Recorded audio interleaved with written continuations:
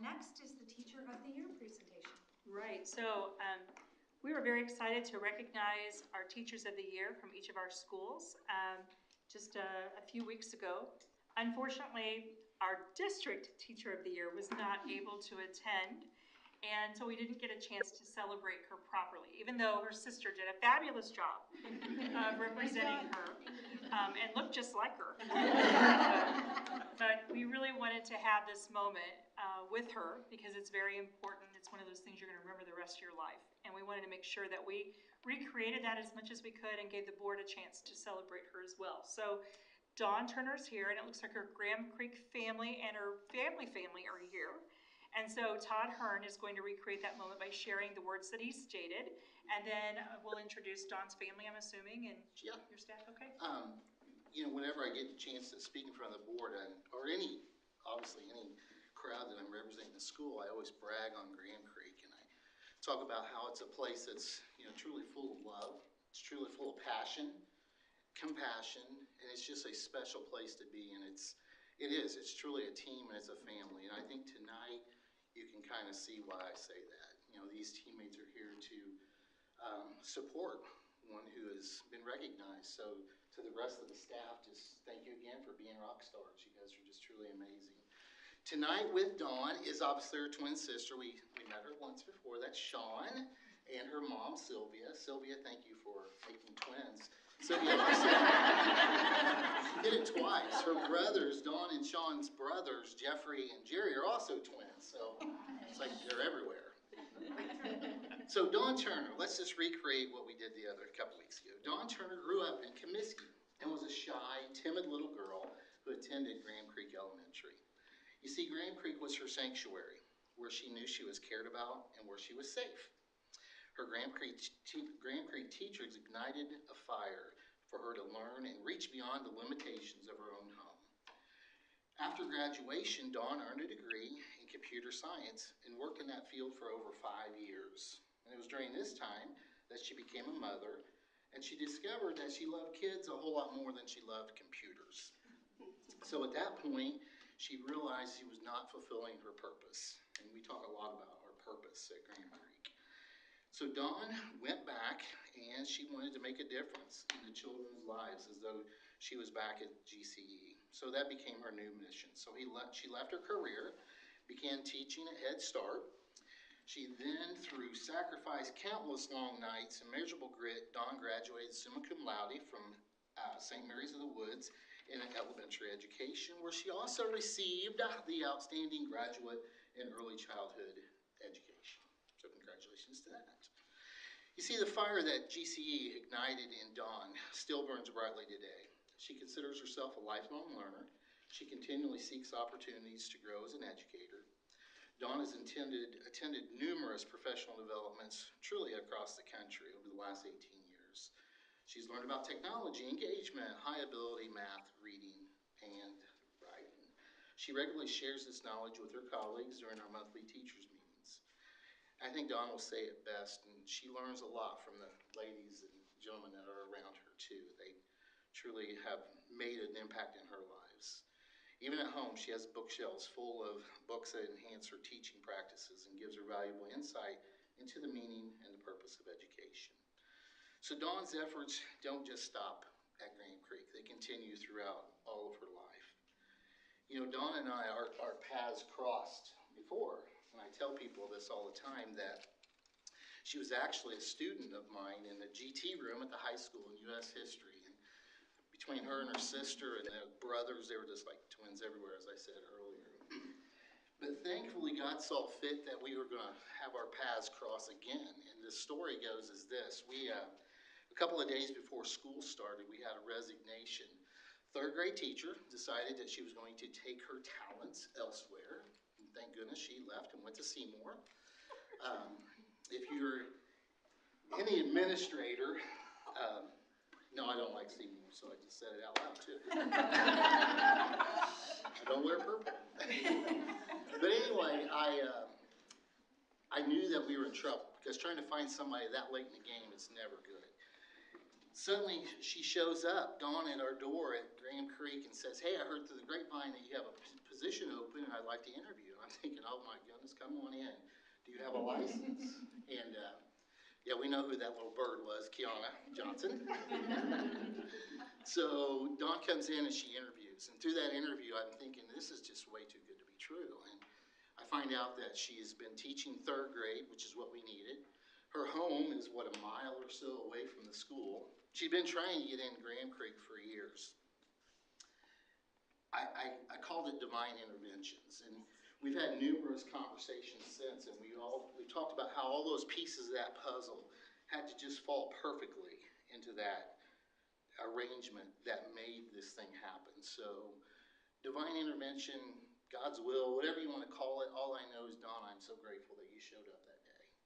I think our kids, our school, and our community is better because of that day. And tonight you're being recognized not as the Graham Creek Teacher of the Year, but actually as the Corporation Teacher of the Year. So that's kind of the pinnacle of the career so far. So we'll see where our next adventure lays. So, ladies and gentlemen, this is Mrs. Dawn Turner.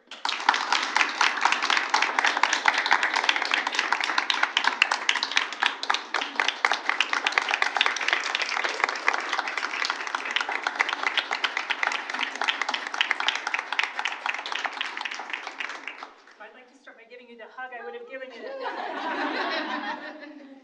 And congratulations. And our board has something they'd like to give you as well. And Amy, if you want to, Amy's our board president. She will present it to you. And it's very special. So congratulations. Thank you so much. And Shannon, you want to take a pic? Yeah, absolutely. All right. We didn't get to a chance to do this on Amy. Come up here. Let's take a pic of Amy giving it to her. Hold on to it. Okay, That's all. no, I don't. It's pretty impressive. Amy won't let it go. There you go. Take it over there. I could probably take this on. Todd, you want to too as well? Yes. Todd, you gonna hop over there? Todd, you wanna go? Come on, Todd, right here. Oh, it's wonderful. They've color coordinated. I got him. Okay, can you take a picture of the crowd? I want it, the Graham Creek family and our family. Thank you all for coming. That's really special. Thank you. I did tell them they could leave after. The bone was, I told them they could leave as soon as our part was over. They stopped me. I do have a few words, but I will say it is much easier for me to speak in front of 3rd graders than in front of you, but I will do my best. First, I want to thank the committee members for nominating me for this award, all of your hard work. It was a very difficult decision. This is truly the greatest honor of my life. I am incredibly grateful for my fellow educators at Graham Creek Elementary. I admire each of you, and I'm inspired by you every day. I would like to thank Todd Hearn for being the most supportive, encouraging, and joyful principal on the planet. I would also like to sincerely thank my mother, my children, my brothers, and my sister for supporting me throughout my career. And I am certain that I would not be the teacher that I am without your support. Jennings County School Corporation educators are like no other. They are committed to a standard of excellence in everything that they do. I am proud to stand alongside these amazing individuals who are making a difference in the lives of children. So, thank you. Thank all of you.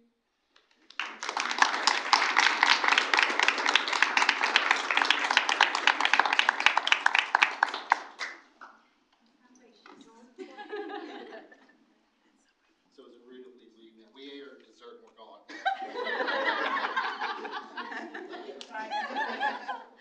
Thank you for having us. Thank you. How are you? So much. You guys don't want to stay for our presentation? Oh, excited. You did.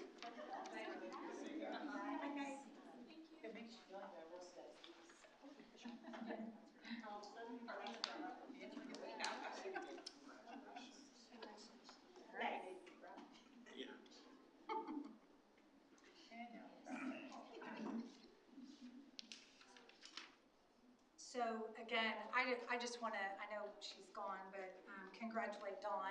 I think back to my elementary school years and how my teachers really encouraged me, and I can name those teachers, and how they made a huge difference in my life. So on behalf of the board, again, we congratulate Dawn Turner as the district Teacher of the Year, and we are proud of all of our school teachers of the year and all of our staff and teachers. So glad she could be here tonight. So next on the agenda is Scipio Elementary presentation. You thought you were going to have a big audience? I know, right? They don't know. We told them they could stick around and check it out. It's real exciting. So first of all, I want to thank you for the opportunity to come here tonight to present all the wonderful things that are happening at Scipio Elementary. We have so many people have responded, all of our teachers, everyone in the building, teachers, hair pros, custodians, cooks, everybody has done a remarkable job and have been amazing the past few years to make sure that our kids get what they need. So I am so grateful to be at a school, and all of our schools are like that, but I'm so grateful to be at a school where everybody pitches in no matter what need there is. We always respond, and we always rise to the challenge to do what's best for our kiddos. And to me, that's that's one of those things that truly makes Scipio stand out above the rest. So tonight we're going to talk a little bit about Scipio Elementary and give you some of the frameworks and some of the things we do along the way to make Scipio so great. And with me tonight, I have... I'm Amber Hook. I'm the instructional coach at Scipio. And I'm Ashley Long. I'm the behavioral support specialist at Scipio. So there have been quite a few things that have taken place the past few years or the past year at Scipio.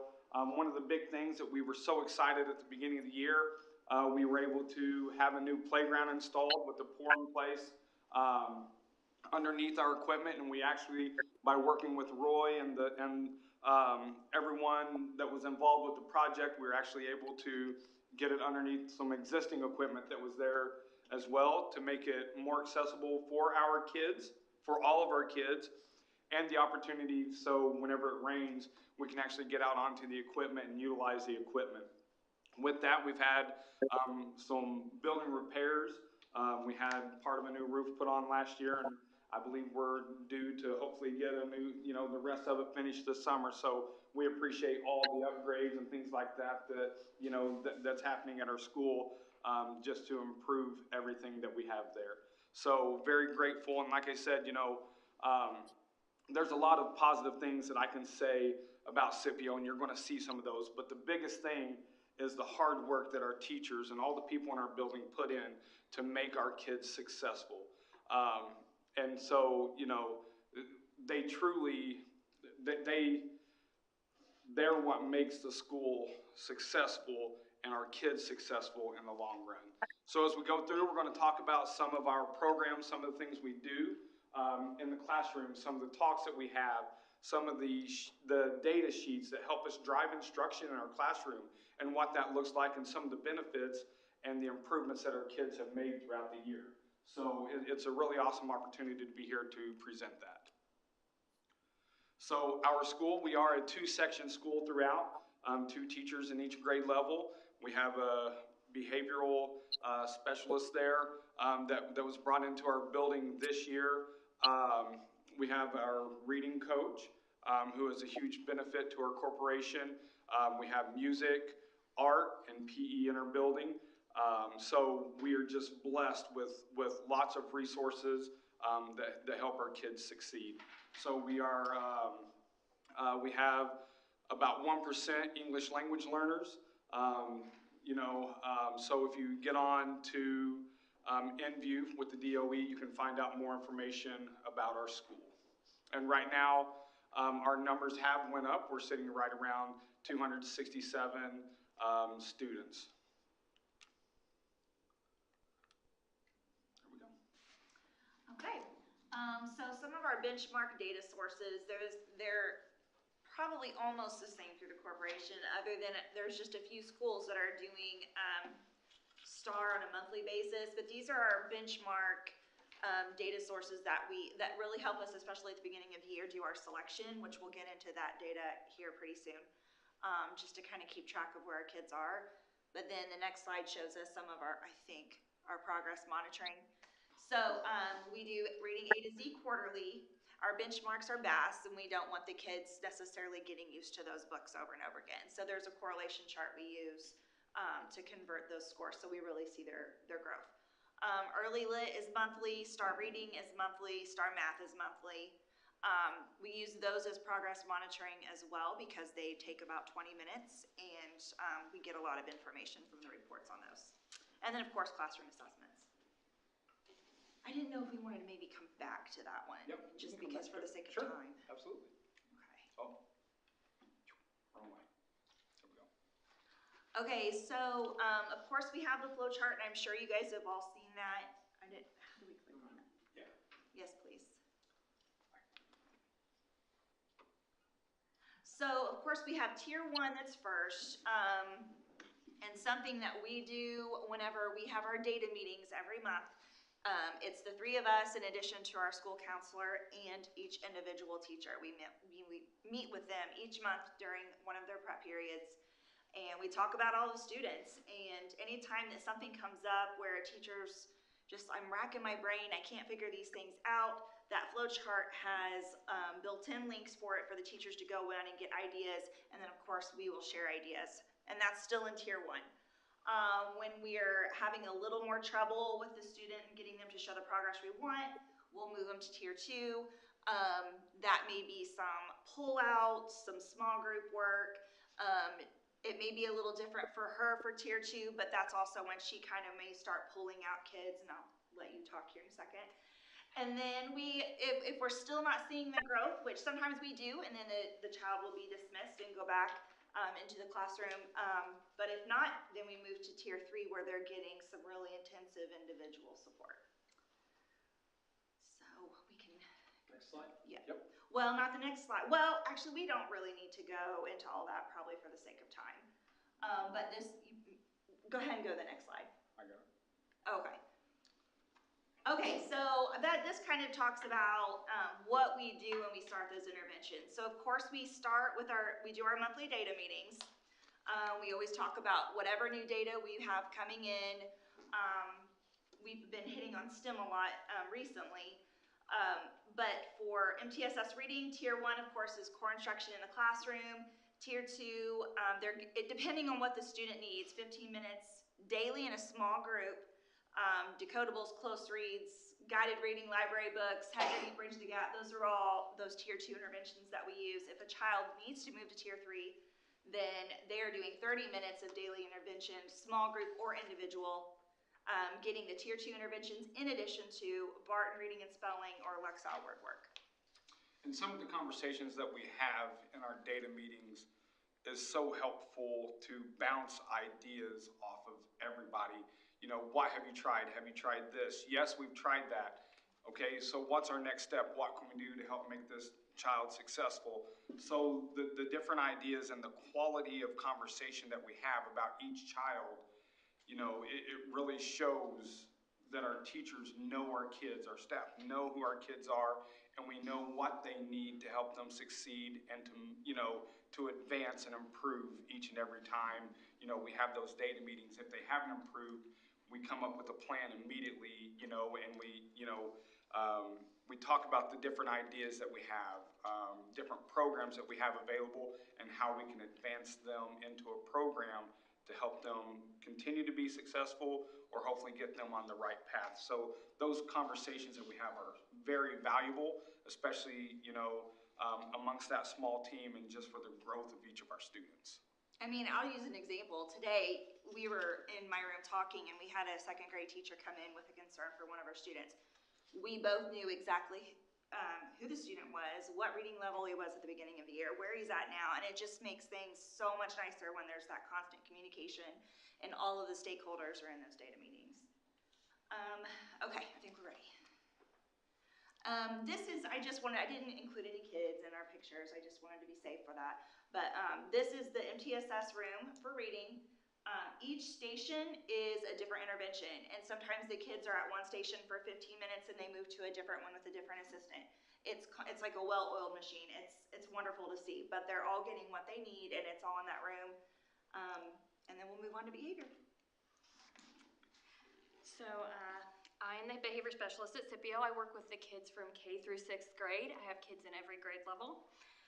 We do a lot of different types of skills in my classroom. We do coping skills, time management skills, executive functioning skills, social skills, because we want those kiddos to have those skills so that they can stay in the gen ed classroom as much as possible and get the education that they need.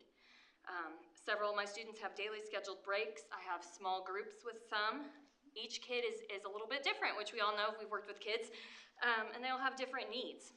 I have one student who really struggles when they come in from recess. We do quiet time. We put on some soft music, we do some puzzles, and we work on coping skills. Then they go back to class. I try to keep kids 10 to 15 minutes unless it is a greater need. They're in tier 3 usually when we're longer than 15 minutes a day. All of my students know that they can ask for a break if they need it, if they're feeling frustrated, if they need a little help getting regulated, so they can ask their teachers, and their teachers are always willing to work with them and make sure that they are getting what they need to be successful. We do have puzzles, we have quiet music, we have breathing exercises that we work on. I have weighted balls that we sometimes do some exercises with, brain breaks and body breaks, just to get them where they need to be so that they are able to concentrate, focus, and retain the information that they need to be successful at school. Can I just add, I really appreciate all the ways that you guys are involving your staff and teachers in the interventions for kids at tier 2, tier 3. And I know you involve parents too when you get to tier 2 and tier 3 as well, right? They're part of that team. So thank you for that. And this is my classroom. We have different things on each table.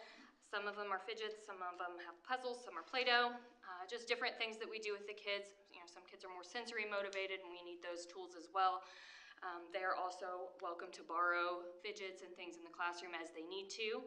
We have balance boards. I have several students who use those balance boards all day long, and they are so much more successful in the classroom with those tools that they have available to them.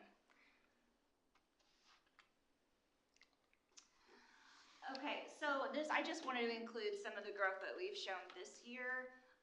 So just to give you an example, if I look at kindergarten, what we want to see from beginning of year to December is 2 levels of growth in the BAS.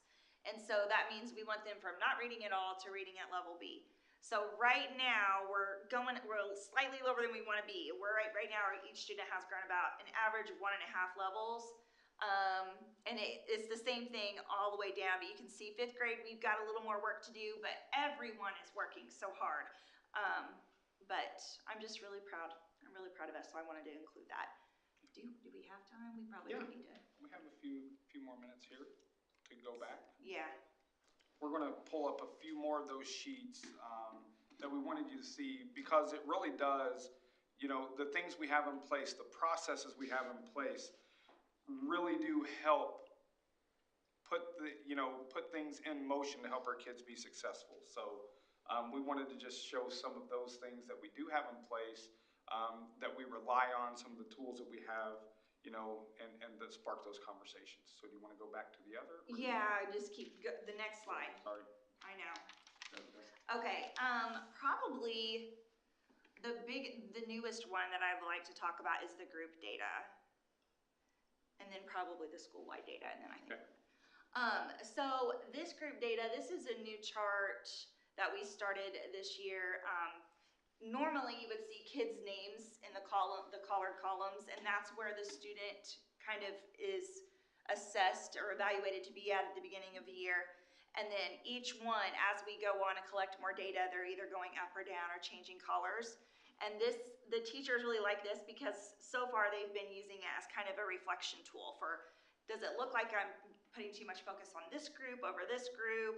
Or I can tell this student probably had either a lottery day or a really bad day because they don't belong in this group. So it's just been kind of a nice, different set of data to look at.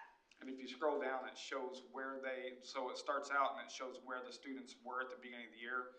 So as you look and you see the urgent intervention students, it does paint a really good picture of where they started to where they're at now. So we don't move them from the group that they started in, but we do update those color-coded circles with the arrow just to let us know, the gains that they're making. And that's a pretty powerful tool when you sit down with the teacher in a data meeting and we're like, okay, here's where we were. It's giving me goosebumps talking about it, but here's where we were. Here's where we are. What things are working? And so when they get into that conversation and they tell you all the different interventions that they're doing in the classroom, the extra support, the extra reading, whatever it may be, and you're like, oh my goodness, look at everything that you're doing, and that's the reflection that we're seeing. Kids are growing, they're becoming learners.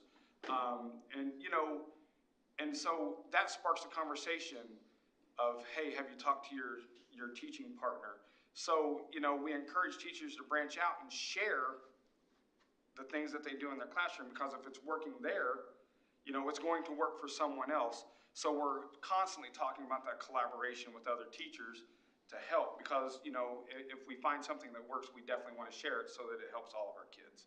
So those conversations and some of the data charts that we use are super important to help us see visually where our kids are at. Yes, and the school-wide data spreadsheet, and then I think that's probably. Okay. So if you can click on maybe the 5th grade, would you mind clicking on the 5th grade tab Down at the very bottom. Yeah. Oh, okay. Yep. There you go.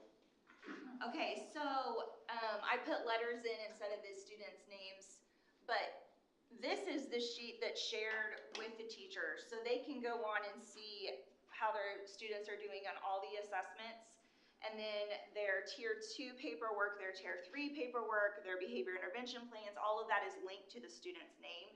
They can access the group data from there. They can access the reading conversations that we have from there, so that's kind of a one-stop shop for them, or anyone that needs to see our data. Everything is accessible through that. So I think the reading conversations were very valuable too. I wasn't planning on talking about those, but they were extremely valuable. So, all right. Are we out of time? Yeah. Okay. So thank you again. And again, this is just a brief snapshot of all the wonderful things that are going on at Scipio, and not only Scipio, because we all share the resources and we have, some of the same procedures. All the other schools are working super hard, but I do like the opportunity to kind of highlight Scipio Elementary for the wonderful things we're doing. We have wonderful students, wonderful parents, a great support group at our school, and the people sitting in this room have been a great support for our schools, not only this year but in the past. And we've all had kind of a rough couple years here, but because of the people sitting in this room, we've been successful, and that truly, I can't thank you enough for the support that you've shown us. As we've all had some struggles, but we've definitely come through, and we're better because of it, and we'll continue to move forward and continue to get our kids moving in the right direction. So thank you for all of our decodables and our guided reading library. Yeah. Yes. It's awesome. So Thank you, and thanks for the growth and all the work that you guys have put into helping those kids get better. Thank you, and thank your staff. yeah, our teachers are phenomenal. Our whole staff, not only teachers, paras, cooks. Without our cooks cooking a meal for kids, sometimes that's the only meal our kids get. Hot meals our kids get throughout the day. Our parapros are there for support. Custodians having the building clean, maintenance men, bus drivers. We have the best. I truly say that. We have the best, and they truly do care and have the best interests of our kids and at heart. So, but thank you guys. We appreciate it.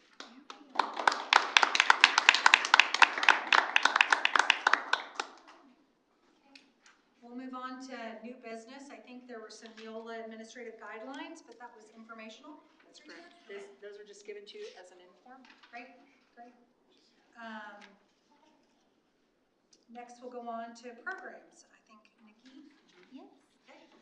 am going to share with you some updates on CARES and ESSER. Can you have that clicker? I was fancy, Leonard. I was jealous. I was quick. Thank you.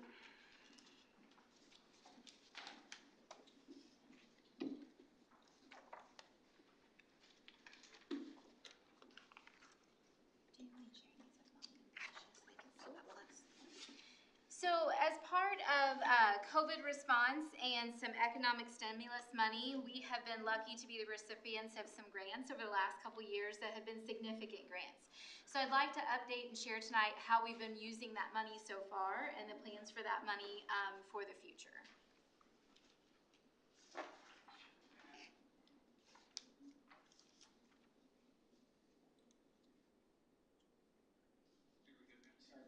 That's okay. So the three largest grants that we have received have all been 3 ESSER grants. The first grant was referred to as CARES originally, and then they decided they wanted to rename it ESSER 1. And so that was $780,000 for us. ESSER 2 is about $3.2 million that we were awarded, and ESSER 3 was $7.3 million. So they progressively increased. We have additional funds that are GEAR funds that were awarded by the state to increase connectivity for students and staff. We received $1.6 million for that. That includes St. Mary's non-public school and those dollars. However, I would mention the majority of that grant actually is administered by IPBS, Public Broadcasting Indiana, to actually install data equipment, that 1.3. Our portion that we use within the schools and control those dollars is $240,000. So I'm going to go into detail on each of those grants and the overall. So these grants came through, then they follow our title grant guidelines. So those same type of guidelines that we follow every day for rules within title grants are mirrored in these grants as well, such as like not using for food purchase unless it's pre-approved. There's a $5,000 equipment threshold for approval, some things of that nature. In the first grant, ESSER 1 or CARES was completely geared towards COVID relief. And then as ESSER 2 and 3 came along, other categories and choices were available to us. And then finally, ESSER 2 and 3 include something new that we've not had before, which is a maintenance of equity requirement. And that is intended to make sure that our highest poverty schools get the exact same resources as all of our schools. The state does have a new transparency dashboard for how school corporations are spending this money available. And if you don't mind clicking on that dashboard link for me, I'd appreciate it. This is what the dashboard looks like. Each school corporation is listed and what funding they received. And so at the very top it says school corporation all. If you'll hit the drop down menu and turn off select all and just type a J, then you'll see Jennings County pop up. And you'll be able to click on it. And so this shows as a quick snapshot of what funds we received. You'll see that it matches what I shared on that first slide. It's a visual. And Seth, right by that 4015 is a drop down. There's a plus. The line that says 4015. Yeah, thank you. This updates you on how much money we originally allocated, how much that we've had reimbursed so far, and how much is remaining. And then it shows the percentages of the money available to us that's left. And so we'll go through that in detail in further slides. I will mention if you look at this, it's always going to be behind about a month from what we've actually submitted. It takes that long for the state paperwork to go through. So the numbers I'm giving you are the exact up-to-date numbers right now. And if you'll just go back to those slides. Thank you. Okay, so CARES. CARES itself, we received $781,000. It has to be encumbered by September 22nd of this year. And so we are down to, you saw on the state side, about 12% of that left. So we have done a good job budgeting that responsibly along the life of the grant. It will need to be spent by September of this year. The allocations in CARES or ESSER 1 have to be in response to the COVID emergency. So it's very specific usage that has to be in response to COVID and doing something to make our classrooms prepared. It was approved for us in September of 2020. We have $93,000 remaining. The projected spending activities will be student and staff connectivity, making sure that we're prepared with hotspots, online programs that we use for learning, credit recovery program support, and then ongoing cleaning supply costs, which increased due to COVID. Since we've spent the majority of that grant, I wanted to share with you the percentages of what we spent so far, grouped into categories. So approximately 37% of our spending on that grant was for student and staff connectivity, hotspots, recording equipment for teachers, online program software, and platforms for students. 38% was related to COVID-related supplies and equipment like masks, cleaning supplies, some electrostatic cleaners, and water bottle filling stations. 7% was on staffing, specifically to help support an additional technology technician, COVID testing staff, and COVID planning. And then finally, 18% was on classroom supplies and student support needed for COVID, which increased social distancing. So we had to have some additional desks, plexiglass barriers, additional equipment and supplies for each kid to have an individual set. Then ESSER 2 is our next grant, approximately $3.2 million. It must be encumbered by September of next year, so September of 2023. The same allowable cost as ESSER 1, but it also opened up anything that we needed to support school being in session and in person, so operational cost, and address academic gaps that were created by COVID. It was approved for us in May of 2021. Of that grant, we have $1.7 million remaining. The projected spending that's approved within the grant is continuing staffing support. So within this grant, it is where we staffed 6 behavior support specialists for 2 years for our elementary schools. And then it continues the funding for that same technology technician that we added within CARES. Paraprofessional PD for certification. This is actually a really exciting one. It was the program that was recognized by the state through Adult Ed, where we are training our own paraprofessionals so that we can get them certified and in classrooms quicker. That's what allowed us to hire so many ESSER paras at once, is because we could train our own and didn't have to wait for them to obtain that separate training. It also is supplies to increase student engagement, such as STEM and PBL and online program support. And then a big portion is also for increasing air quality. That was an approved part of ESSER grants, and we are working on some HVAC projects at Sand Creek and the high school, and then other approved needs. Of the portion we've already spent of ESSER 2, about 40% of it went to those operational costs created due to COVID, so additional staff days because of COVID, additional substitutes that were needed, the transportation costs during shutdown, and then our online teachers for elementary that were added for the 21-22 school year. Then you see the behavior support specialists at the elementary schools. An example of some of those online programs it's been supporting: Freckle, IXL, Screencastify, Cami, Canvas. STEM and PBL classroom supplies, summer school curriculum support and student snacks, and then COVID-related supplies like additional carpet cleaners, milk coolers, and those individual throwaway milk containers, which are shockingly expensive. ESSER 3, we received about $7.3 million. It is encumbered a year later than ESSER 2, so we have quite a bit of time still to spend this one, and about 90% of it left. It has to be encumbered by September of 2024. It is identical in spending possibilities as ESSER 2, with the exception that it has a requirement that we must spend at least 20% on closing COVID learning gaps. So working with students individually or in small groups. Our balance remaining is $6.5 million, and the projected planned spending is continuing staffing support for the additional paras at each building that are supporting intervention. The behavior support specialists are also at the secondary buildings, and they are covered within ESSER 3, and then that same technology technician that was written in the grant before. It also will be help support hotspots and online programs that we have, money towards those HVAC projects at Sand Creek and the high school, STEM supplies and curriculum, and other approved costs. And I did note that 20% of this grant for us is $1.4 million that will have to be highlighted towards student programs. So a quick summary on what we've already spent in ESSER 3. Hotspot, hotspots for students and staff, summer school cost. After the summer school grant from the state, we had summer school last year available for 1st through 12th grade. And after everything was said and done, and the amount that we got from the state for summer school, we spent about $194,000 on that program. The 5 additional paras in each building. We've paid for Google Enterprise, some support for the JAG program, the meeting recording equipment that we can use for board meetings and PD, cafeteria tables for Sand Creek, and then cleaning supplies and a floor scrubber.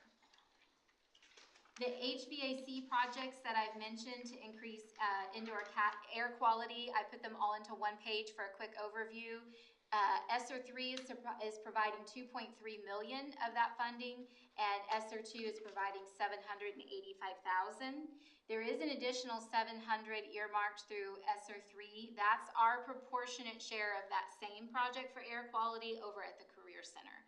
That is a projected amount. They don't have final estimates yet for that one. Gear, briefly, IPBS is using the $1.3 million that they have allocated to put equipment out for data casting to make it available. The money that's available to us within the school district was $240,000, which we have exclusively used for hotspot contracts. We have a balance of $66,000 remaining on that, and it will be used for that same amount, that same thing. Any questions or requests for any additional details on any of those categories? Thank you. Nikki, Yes, I just wanted to say I appreciate that thorough overview. It's very informative. I was going to say the same thing. I think that I have seen on social media and in other areas that there are a lot of questions about this money. And I think this was a very thorough and well thought out presentation that explains where these funds are going to, and I agree. I think this is going to be very appreciated. The link for the online where you clicked for the IDOE dashboard, I don't know if that would be because while they'll be able to see online through the live stream all of your presentation, they won't be able to click on that link. Is there a website where they can go, or how, if they want to go, the community members want to go and actually see that dashboard, how could they get to that? So we have posted already our overview of ESSER 3 funds on our website. Right underneath that, I will just post this same presentation, and then it'll be a live link. Great. So this presentation then will be posted for community members who are streaming or catching us on the replay. Again, I think very well put together. Thank you for that. Any other questions for Nikki before we move on? No? So I think we're down to professional staff on their recommendations. Teresa? Yes, I do have a recommendation for the board tonight. The principal has recommended that the teaching contract of Lee Alcorn should be canceled for multiple reasons stated by the principal in a preliminary written decision that was provided to Ms. Alcorn. I provided the board with a copy of the principal's preliminary decision. After receiving the principal's notice, Ms. Alcorn asked to have a private conference with me. I met with Ms. Alcorn and have decided to uphold the principal's preliminary decision to cancel her contract. I notified Ms. Alcorn in writing of my decision and informed her that she had the right to request a private conference with the board. Ms. Alcorn has not requested a private conference with the board, and her deadline under the law to make that request has expired. Therefore, I am recommending to the board tonight that you approve the administrative recommendation and cancel the teaching contract of Lee Alcorn for the reasons stated in the principal's preliminary notice. So Teresa Brown, superintendent, has recommended that the board cancel the teaching contract for Lee Alcorn for the reasons stated in the principal's written preliminary decision. Do I have a motion? I move that the board approve the superintendent's recommendation and cancel the teaching contract of Lee Alcorn for the reasons stated in the principal's written preliminary decision. And I second the motion. Okay, we have a motion by Susan, a second by Earl. Is there any discussion? Okay, it has been moved and seconded and that the board approve the superintendent's recommendation and cancel the teaching contract of Lee Alcorn for the reasons stated in the principal's written preliminary decision. Susan, would you call the roll? Pat? Yes. Tony? Yes. Amy? Yes. Chelsea? Yes. Earl? Yes. Myself, yes. Motion passes 6-0. So now we'll move down under support staff recommendations. We have Dakota Bland, Jennings County Middle School Parapro. Maya Bordentrigger, a Jennings County High School Assistant Girls Soccer Coach. Amy DeBruler for a Jennings County Bus Aide. Andy Gudgel for Scipio Elementary Para. Beth Hamilton for the United Track Coach at the high school. The Unified Track Coach, my apologies. Shanna Lovett as the NVE Sub-Parapro. Doug Mills as the Jennings County High School Assistant Baseball Coach. Chelsea Ragsdale, Scipio Elementary ESSER Parapro. And Jason Smith for Graham Creek Elementary Parapro. Okay, asking for a motion to accept those recommendations. I make a motion we approve as read. Okay, Pat, Tony seconds. Is there any discussion? No? Susan, will you call the roll? Pat? Yes. Tony? Yes. Amy? Yes. Chelsea? Yes. Earl? Yes. Myself, yes. 6-0. Next, under finances, donations. Yes, we have 2 donations I'm bringing to the board and asking them to accept tonight. Sarah Sports Corporation, $435 to Scipio, and the Jennings Church of Christ, $200 to the high school Panther Pantry. Asking the board to accept those donations. Okay, do we have a motion? I'll move. Tony? Second, Chelsea? Susan, any discussion? Susan, will you call the roll? Pat? Yes. Tony? Yes. Amy? Yes. Chelsea? Yes. Earl? Yes. Yes. Okay, 6-0. Now we're down to other. Teresa? I do have one thing. So I'm going to ask the board to consider joining a suit for litigation. There are 41 school districts in Indiana and many in the nation who have entered into litigation with Juul Labs due to marketing vaping products to our children. We have had real concerns with vaping in our Jennings County schools. I'd like to recommend that our board consider joining this lawsuit.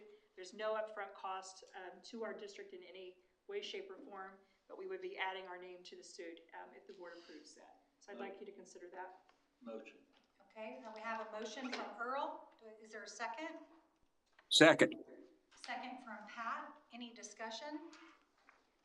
Just want to say from a healthcare perspective, vaping is extremely dangerous, not only to our children, but also to adults. So I appreciate you bringing this forward and allowing us to participate in this and making a statement for the health and well-being of our children. So thank you for that. Susan, will you call the roll? Pat? Yes. Tony? Yes. Amy? Yes. Chelsea? Yes. Earl? Yes. Yes. 6-0. I think we're to the end of our agenda. Is there any other items that need to be brought? No? Then I'll entertain a motion to adjourn. Motion from Chelsea. Do we have a second? Second from Tony. Susan, you want to call the roll? Pat? Yes. Tony? Yes. Amy? Yes. Chelsea? Yes. Earl? Yes. Yes. All right. Motion